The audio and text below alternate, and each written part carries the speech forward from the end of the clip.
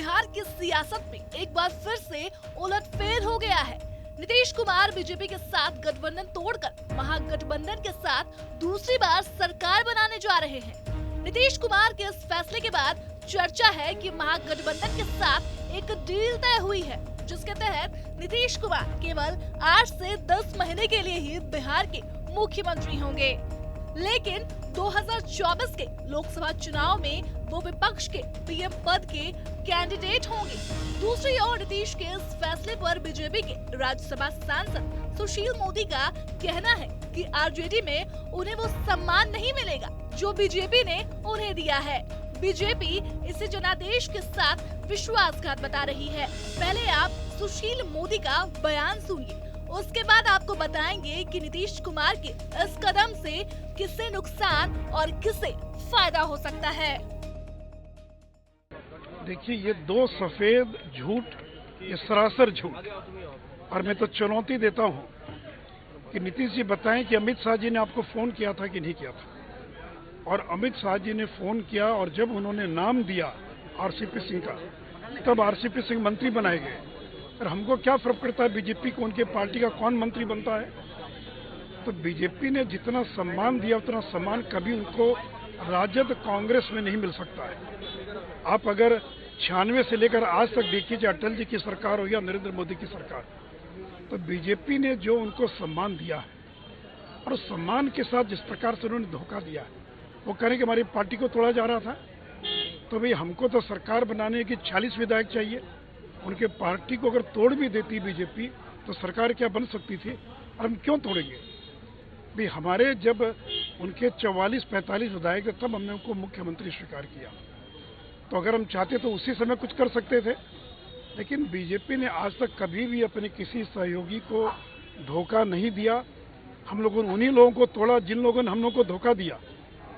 चाहे वो अगर महाराष्ट्र के अंदर शिवसेना, जिसका समझौता था बीजेपी के साथ, और शिवसेना ने जब धोखा दिया तो उसका परिणाम भुगतना पड़ा। और राजद, कांग्रेस, जनता दल को गलतफहमी है कि हम तीनों मिल जाएंगे तो लोकसभा के चुनाव के अंदर नरेंद्र मोदी को पराजित कर देंगे।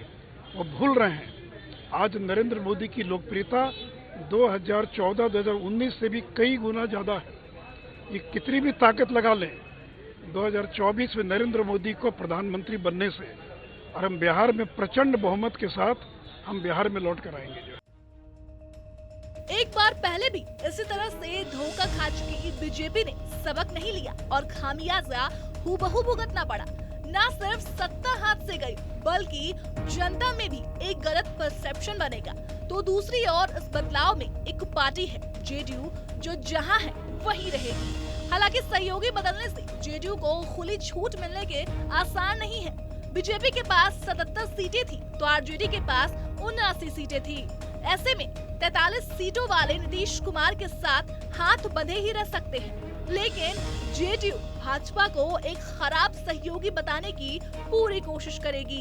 इससे आने वाले लोकसभा और विधानसभा चुनाव दोनों में बीजेपी के लिए नेगेटिव असर पड़ सकता है। इस बार पूरा विपक्ष एक साथ है और आने वाले चुनाव में पूरे विपक्ष के खिलाफ अकेले बीजेपी को कठिनाइयों का सामना करना पड़ेगा।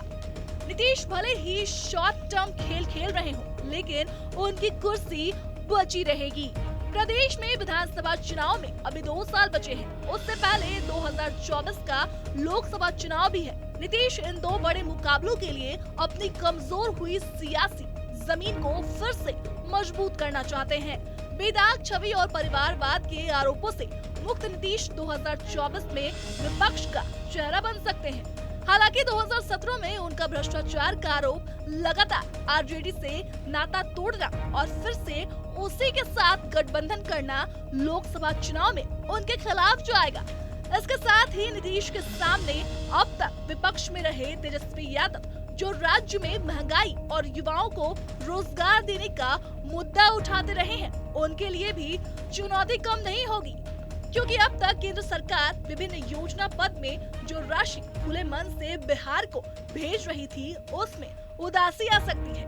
वहीं लालू परिवार पर पहले से ही सीबीआई और ईडी की नजर है।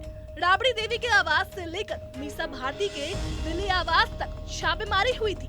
लालू प्रसाद के नजदीकी पूर्व विधायक भोला यादव की तो ईडी ने गिरफ्तारी ही कर ली और उनके कई ठिकानों पर छापेमारी भी की। ऐसे में अब बहुत संभव है कि सीबीआई और ईडी की दबिश लालू परिवार पर तेज हो। लालू परिवार के अन्य करीबी पर भी ईडी की नजर टेढ़ी हो सकती है। नीतीश कुमार का इस तरह दूसरी बार धोखा देना बीजेपी की मुश्किलें बढ़ाने वाला है। अगर शॉर्ट टर्म में देखें तो बीजेपी ने अपना एक बड़ा साथी खो दिया है।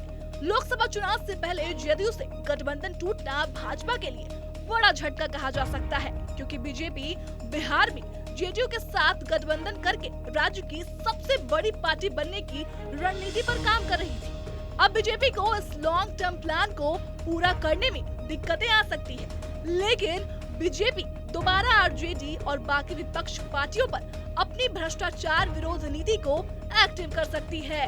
बिहार भाजपा, जेडीयू और आरजेडी का राजनीतिक भविष्य क्या होगा, इसे लेकर फिलहाल बिहार में जिस तरह की सियासी दांव पे चल रही है, पर ज्यादा कयास नहीं लगाए जा सकते हैं।